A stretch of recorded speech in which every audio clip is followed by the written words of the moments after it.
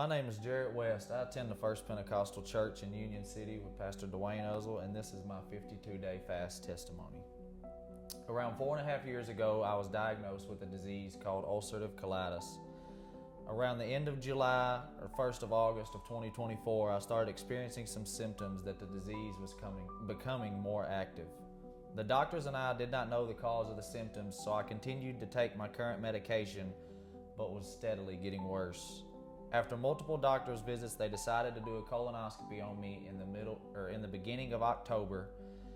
The colonoscopy results showed the disease was in a very severe flare-up, and so the doctors decided to put me on a new form of medication.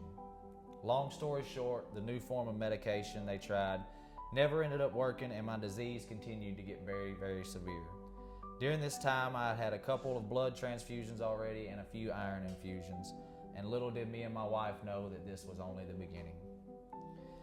We decided to go on a 52-day fast from some things, and after we committed to the fast, my health rapidly started declining even more. I was hospitalized at a local hospital on November 3rd, 2 weeks after I started the fast. The doctors did what they could and sent me home with all of us thinking that I was going to be on the mend. But not even 24 hours after I was released, everything began to come back.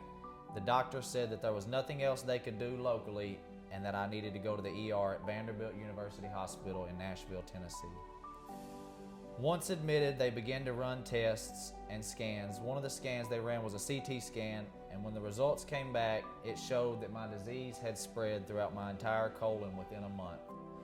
The doctors explained how they had never seen this disease spread this fast and feared it had turned into severe Crohn's or even worse, colon cancer. They scheduled another colonoscopy to be done within the next couple days. During this time, I had to meet with the colorectal surgery team. The doctors were trying to remain optimistic about the disease, but feared it had gotten out of hand so quickly that major surgery was a big possibility. Needless to say, the next couple days went slow and were mostly spent with a lot of worry, stress, pain, and mostly fear of the unknown. But there was a moment during these days when God gave me a word that I'll never forget.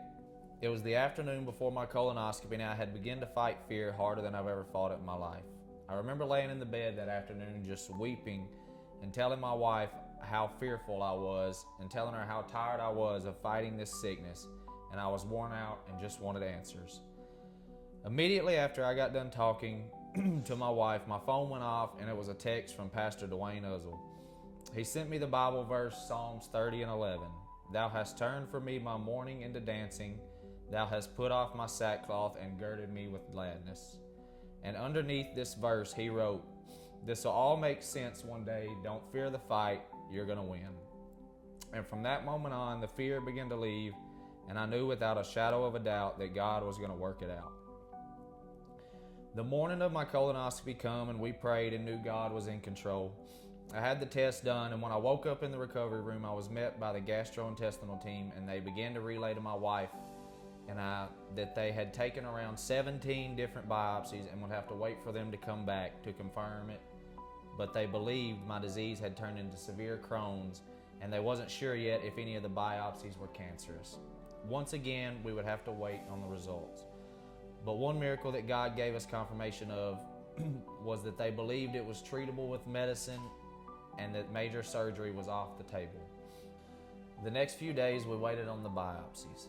On the morning of November 13th, my gastrointestinal team came in and let us know the biopsies came back and they confirmed the miracles that we knew God had already performed. There was no evidence of Crohn's and not a single trace of a cancer cell. I was released from the hospital the next day, November the 14th. While God had already performed so many miracles during this fast, He wasn't done yet. During the hospital stay, my disease was so severe that I wasn't able to eat much of anything and could hardly get out of the bed. The day I was admitted into Vanderbilt, I weighed 140 pounds, and when I got home from the hospital on the 14th, I weighed 114 pounds. I had lost 26 pounds in 1 week's time. I had lost almost all the strength in my body. I could walk, but that was about it. The doctors at Vanderbilt had told us that I would have a long road to recovery, and it would more than likely be after the first of the year, if even then, that I would be able to return to work. But like I said, God wasn't done performing miracles yet. I began going to follow-up appointments and getting my second rounds of medicine, and the doctors were shocked at how fast my blood work numbers were improving and how fast I was progressing. God was surely showing up and showing out.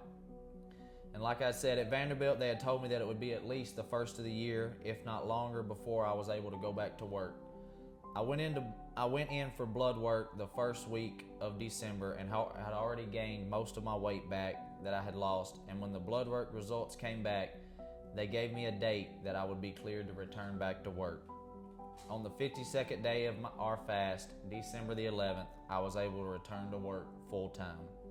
Not only did God give me multiple physical miracles during this fast, but He also gave us financial miracles, and He also moved on my wife, and I'll let her tell about those. So during the sickness, Jarret was off pay for about 6 weeks. Our bills were completely covered every week. Also, Vanderbilt was out of our insurance's network. We didn't expect any bill from them to be covered.